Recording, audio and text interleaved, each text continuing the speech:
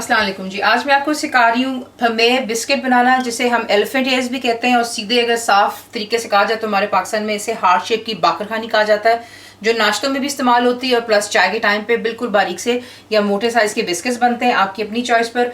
यहाँ पर आप देख रहे हैं ये पफ पेस्ट्री जो मैं आपको सिखा चुकी हूँ। लिंक जब मैं आपको दूँ वीडियो पे प्लीज उसे फॉलो कीजिए, उसमें आपकी लाइफ ईजी हो जाती है और आपको इजीली आप उस वीडियो पे पहुंच जाते हैं जो चीज़ आपने सीखनी होती है। So that's homemade puff pastry जो मैं बना चुकी हुई हूँ।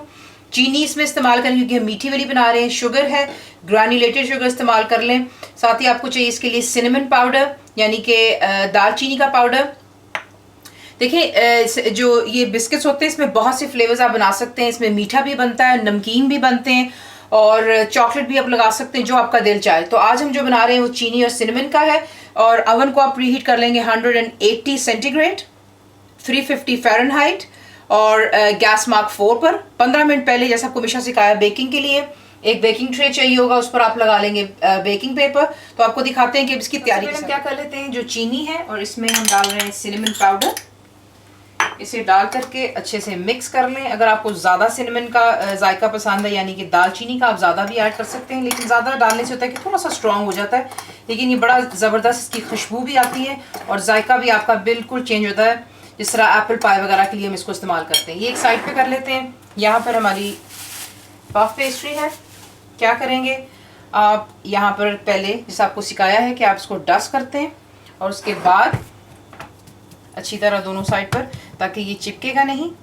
और इसे आपने रोल नहीं करना, आपको मैंने जो पहले भी सिखाया हुआ उसमें ये क्या है, पहले आप इसको यूं जो है हल्का सा बैश करते हैं ताकि इक्वली स्प्रेड हो जाए और इसी तरह आप इसको बैश करते करते देख रहे हैं कितना माशाल्लाह ये आराम से ये जो है स्प्रेड होना शुरू हो जाता है विदाउट एनी प्रॉब्लम। कोई प्रेशर नहीं आपको देना पड़ता। ये देखें, इस तरह पहले इसको थोड़ा सा इवन कर लेते हैं, फिर आपको आगे दिखाते हैं। लेकिन रेक्टेंगल प्लीज कीजिएगा, ये स्क्वायर में आ रहा है। दोबारा यूं कर लें और इसकी साइड्स जो है पतली करना शुरू कर देख लें कि आपने इसको रेक्टेंगल में आपने शेप कर लेना। उसके बाद किसी भी शार्प नाइफ के साथ में आप ले लीजिएगा।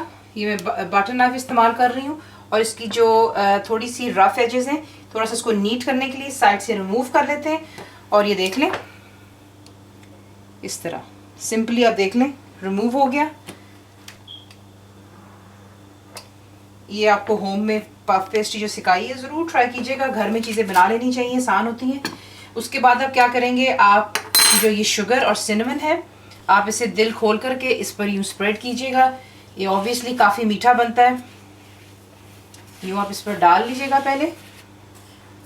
ये देखें, साइडों पे भी बेशक इसको जाने दें, कोई मसला नहीं है, क्योंकि जब आपने ये खाए होंगे बिस्किट, ये फ्रेंच बिस्किट्स होते हैं और हमारे पाकिस्तान में तो बहुत जो है ये मशहूर होते हैं बेकरीज में। तो यूँ करके चीनी काफ़ी ज़्यादा इसमें इस्तेमाल होती है। जो हेल्थ कॉन्शियस लोग हैं वो प्लीज़ ये फिर बेशक ना ट्राई कीजिएगा, लेकिन मुझसे जिन्होंने रिक्वेस्ट की है, ये बच्चों के लिए भी होता है और रोज़ाना की लाइफ में तो हम इसको नहीं खाते हैं, लेकिन कभी कभी खा लेना चाहिए। ये कर लेने के बाद आप दोबारा जो है रोलिंग पिन के साथ में हल्का सा, ज़्यादा प्रेशर में दीजिएगा।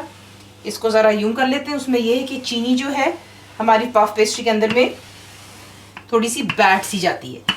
ये कर लेने के बाद अब आप क्या करेंगे, जो इसकी साइड्स हैं यहाँ से आप इसको रोल करना शुरू करेंगे। ये देखें, ज़रूरी नहीं कि राउंड हो, ये बेशक हल्का सा फ्लैट भी हो सकता है, लेकिन थोड़ी सी पहले बीच में मार्किंग कर लेते हैं ताकि हमें मालूम हो कि मिडिल कहाँ पे आ रहा है। ये देख लें, ये हमने इसका मिडिल पॉइंट बना लिया। बेसिकली आपने इसको दोनों साइड से रोल करना है। ये देखें इस तरह, और यहाँ से भी आप इसको यूं ही रोल करेंगे और इसको रोल करते हुए मिडिल पॉइंट तक हमने लेकर के आना है। ये देखें इस तरह हो गया ना। इसी तरह आपने दोबारा इसको आगे लेकर के आना है, दोनों साइड्स को मिडिल। अब क्या करेंगे, रोल बन गया परफेक्टली। इसके बाद आपकी मर्जी, आपने इसको बारीक बनाने, थोड़े मोटे बनाने।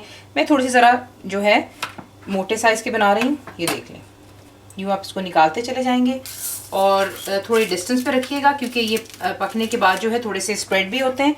तो इसको यहाँ से आप पकड़ेंगे, यूँ स्लाइस करेंगे और अगर कोई शुगर निकल भी रही है तो नॉट अ प्रॉब्लम, आप बेशक उसको दोबारा प्रेस डाउन कर लें उस पर, ताकि दोनों तरफों पर जो है आपकी आ जाती शुगर। सो यूँ इसके पीसेस बना लेते हैं और फिर आपको आगे दिखाते हैं इसको बेक कैसा करना है। देख लें आप, इस तरीके से आप इनको जो है सेट कर लेंगे अपने बेकिंग ट्रे के ऊपर, जिस तरह आपको ईजी लगे, और इन्हें अब हम बेक कर लेंगे फॉर अबाउट 15 से 20 मिनट दीजिएगा। साथ साथ नज़र इस पर रखिए क्योंकि ये बहुत जल्दी बेक हो जाने वाले होते हैं। डाल करके हल्का सा बेशक इसके ऊपर प्रेस डाउन कर लें यूँ, और आपके पास एक्सेसिव शुगर जो पड़ी होगी आप इसके ऊपर थोड़ा स्प्रिंकल कर सकते हैं। ये देखें, तो ये माशाल्लाह काफ़ी ज़रा थोड़े भारी बनेंगे और थोड़े से थिक बनेंगे, जिससे आप बाकर खानी होती है। आप इसको बहुत पतले भी बना सकते हैं।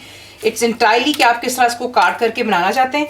चलिए इसको बेक कर लेते हैं, फिर आपको दिखाते हैं बेक हो जाने। बेक कर लेने के बाद आप इसको क्या करते हैं, बाहर निकाल के ठंडा होने देते हैं, और एक कूलिंग रैक जो होता है उसके ऊपर आप इसको रख करके ठंडा होने, ताकि हवा जो है उसके आर पार हो जाती है। क्योंकि मैंने थिक बनाए, देखें आपको मैं 2 टिप्स दे देती हूँ यहाँ पर। अगर आप बिल्कुल इसको बारीक काटते हैं, यानी कि 1/4 इंच इतना काटेंगे, तो इसकी कुकिंग प्रोसेस कम हो जाती है, जल्दी बेक हो जाते हैं। 10 से 15 मिनट में बेक हो जाते हैं इंशाल्लाह। लेकिन क्योंकि मैंने इसको थोड़ा सा 1/2 इंच जितना काटा है, दैट्स 1/2 इंच हेयर, तो मेरे को जो है कम से कम यहाँ पे लग गए 30 मिनट्स। मैं क्या करती हूँ इसको थोड़ा क्रिस्पी करने के लिए, क्योंकि ऑब्वियसली थोड़ा सा थिक है, पहले एक साइड को मैं बेक करती हूँ फॉर 20 मिनट्स। ये मैं आपको बता रही हूँ, अगर आप इसको मोटा मेरे जितना बनाएंगे तो 20 मिनट्स आप बेक करते हैं, और फिर इसको आप साइड चेंज कर कर आप इसको 10 मिनट और बेक करते हैं, ताकि परफेक्टली इसमें क्रंच आ जाता है। ठंडे होने पर ये और ज़्यादा क्रिस्पी हो जाते हैं। तो इसको ज़्यादा ठंडा होने दें, फिर इसको डिश आउट। ठंडे हो जाने पर आप इन्हें बिल्कुल ठंडा होने दें, पहली बात तो ये होती है। उसके बाद आप इसे एयर टाइट बॉक्सेस में रखें। चाय के टाइम इन्हें आप ट्राई कीजिएगा, ज़रूर बनाइएगा। फुल इंग्रीडियंट्स के लिए आप मेरी वेबसाइट पर जाएंगे, विच इज़ cookWithFaiza.net। ज़रूर बनाइए। तो आपको कैसा लगा दुआ में याद रखें। Thank you for watching the video.